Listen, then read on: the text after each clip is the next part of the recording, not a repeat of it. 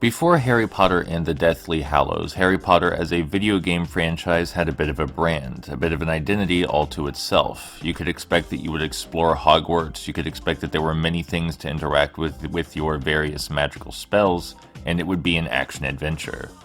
Harry Potter and the Deathly Hallows sees the cessation of all of these elements. It's just a straightforward shooter, even going so far as to have the opening segment be a turret section, wherein Harry Potter is the turret. The premise of the gameplay, in all honesty, feels like a parody that is unaware that it's a parody. The idea that Harry Potter would find success as a cover-based shooter is pretty laughable. That being said, I do have quite the fondness for cover-based shooters, and I was immensely curious how anyone could hope to translate this license into cover-based shooter format. So when my boyfriend Draconic offered to send me his copies of these two Deathly Hallows video games, I could not refuse. For full disclosure, we are going to be looking at the Wii ports, which are significantly uglier and feature marginally different level design, but it is also worth noting that the Wii versions were better received than the other versions anyway. And also, it's still a Harry Potter cover-based shooter.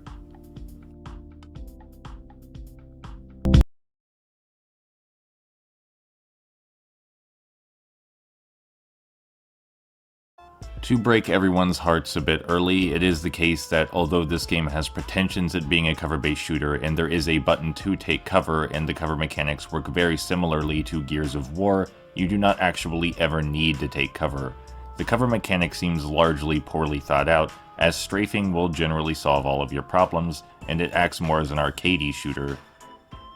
One of the biggest reasons you never have to take cover in this game is that the lock-on feature is far too generous. You don't really aim at this game so much as you just point in the general direction of a bad guy, hold the lock-on button, and blast away. As my roommate Nathan put it while watching me play the game, this is the least cover-based shooting I have ever seen.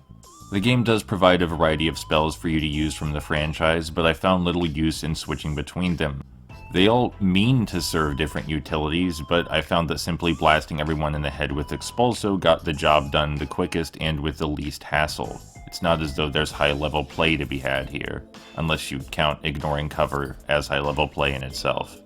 None of this is to say that the combat is mindless. There are enemy types, even though the enemy types are pretty much just entirely the spells they use, and you'll learn to look for the glow of their wands, determine which spell it is and how best to avoid it, but it still doesn't require cover and is still more arcadey than anything. And the arcadey combat design well outstays its welcome. There are a variety of levels where you run through blasting characters, at least 2 levels where you stand in an arena as characters blast at you and you have to survive, and the final confrontation is a 10-minute shooting gallery where you blast the same 3 respawning wizards over and over until a cutscene triggers. That is not hyperbole, it really does take 10 minutes. To summarize, Deathly Hallows Part 1 is a third-person shooter that means to be cover-based but just isn't really.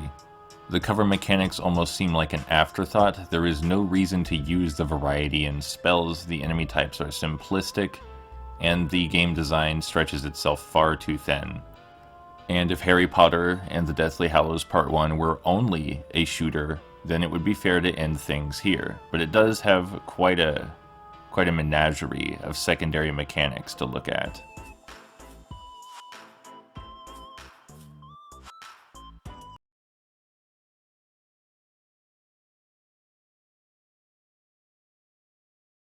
Perhaps the most compelling and interesting thing about Harry Potter and the Deathly Hallows Part 1 on the Nintendo Wii is the inclusion of simplistic and crude skill-based stealth mechanics involving the invisible cloak. Invisibility cloak? It's one of those two.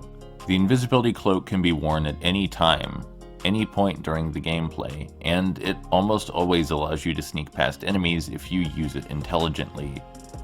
Enemies cannot see you while you are wearing it, but if you bump into them they will become alerted to your presence and you will have to hide again. Stealth is rarely forced and is almost always just an option to get around enemies without actually fighting them. Even in levels where stealth is strongly encouraged, of which there are just a few, it's still possible to get caught and blast your way through if you just don't feel like dealing with the stealth. This freedom to approach the game how you like really opens things up. Would you like another level where you run through shooting everyone with your absurdly overpowered lock-on feature? Or would you like to weave your way through foot traffic, trying to meticulously pathfind your way to the end, avoiding any harm that could potentially befall you or your opponents? At first I was skeptical that the stealth mechanics were even intended to be used as freely as I used them, but it really does seem like the game design was meant to make allowances for either playstyle. Unfortunately, there is a scene at the very end where this control is ripped completely away from you. I again refer to the final confrontation, where you shoot enemies in a shooting gallery for 10 minutes until a cutscene triggers. For some reason, the enemies are capable of instantly seeing you, even under your invisibility cloak, in stark contrast to the rules established by the rest of the game. Why not just prevent me from using the invisibility cloak if that's how it's going to be? What a rude way to conduct your game design. But even aside the simplistic stealth mechanics, there are yet still more treasures to uncover in Harry Potter and the Deathly Hallows Part 1 on the Nintendo Wii. There are hazard evasion mechanics, featuring Dementors, Doxies, Whomping Willows, and unique methods to evade each of them. You cast Expecto Patronum to defeat Dementors, you're supposed to use Doxycide to defeat Doxies, but as you're seeing, you can simply run past all of them. And well, the Whomping Willows are obstacles you're meant to run past, so I can hardly blame the game for that, but it is still the case that the hazard evasion mechanics are poorly explored and ultimately meaningless if you can simply circumvent the methods they provide for you to deal with them. There's no real engagement or depth to be had there. Even so, I would be remiss to ignore the single time where the Doxies and Dementors do get their reasonable time to shine. There's exactly one first-person exploration segment in the entire game when you first discover Grimmauld Place.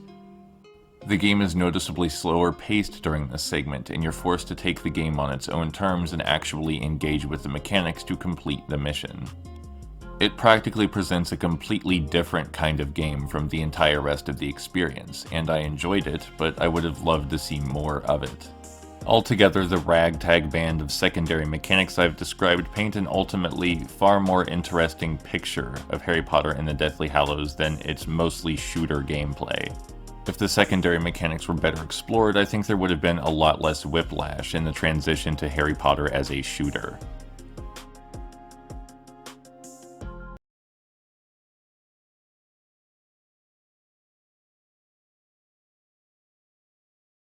In addition to the multitude of other things wrong with Harry Potter and the Deathly Hallows Part 1, it also has its fair share of presentational issues.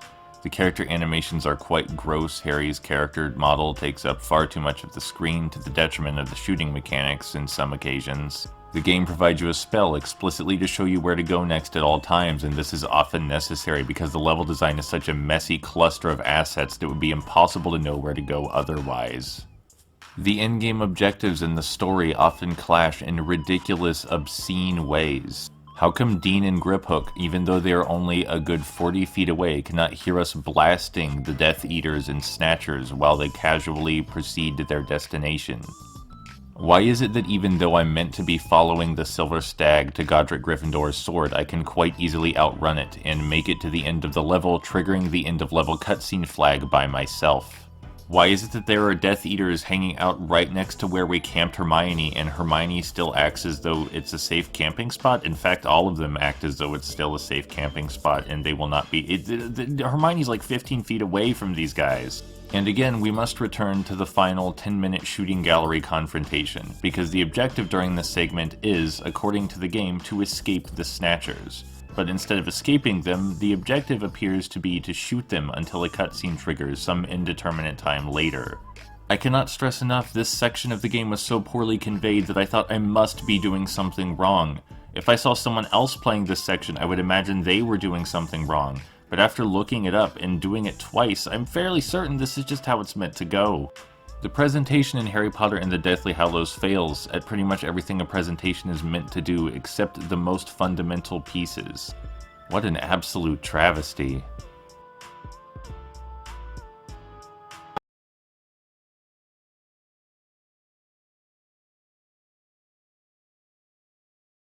Harry Potter and the Deathly Hallows Part 1 on the Nintendo Wii is a goofy, dumb mess. The combat mechanics are overly simplistic, the game design for them is stretched far too thin by the end of the experience.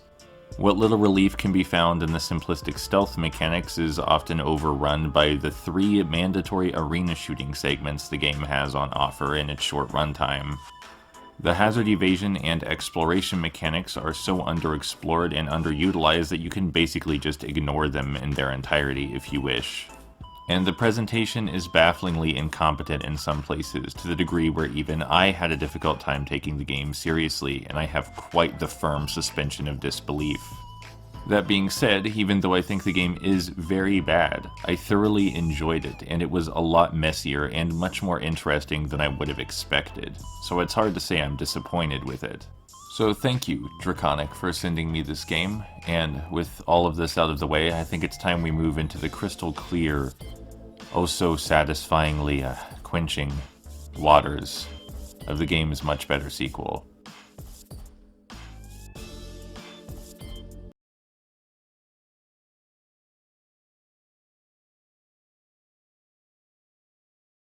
The improvements made in Deathly Hallows Part 2 are nearly immediately noticeable. The UI, the reticle, everything about the presentation has been improved. The character models are of a more reasonable size and no longer obstruct the gameplay, they're better animated, far more detailed.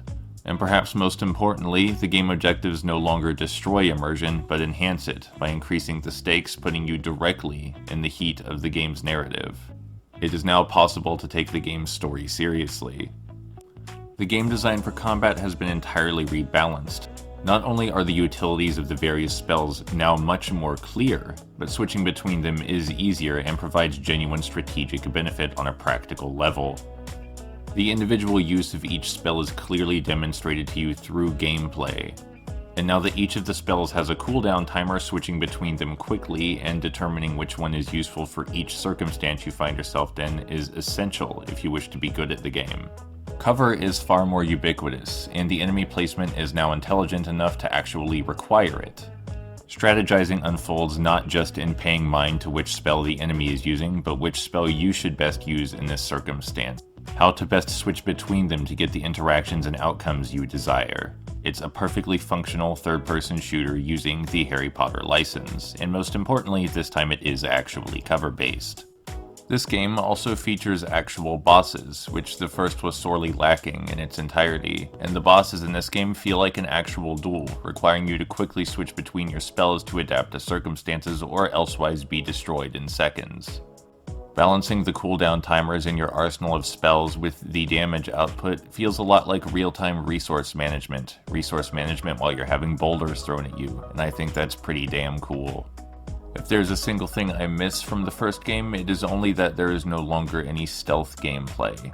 But the trade-off is that you get a much better, far more polished actual game to play. It may have taken them 2 tries, but EA Brightlight did manage to create a functional and enjoyable third-person cover-based shooter out of the Harry Potter license.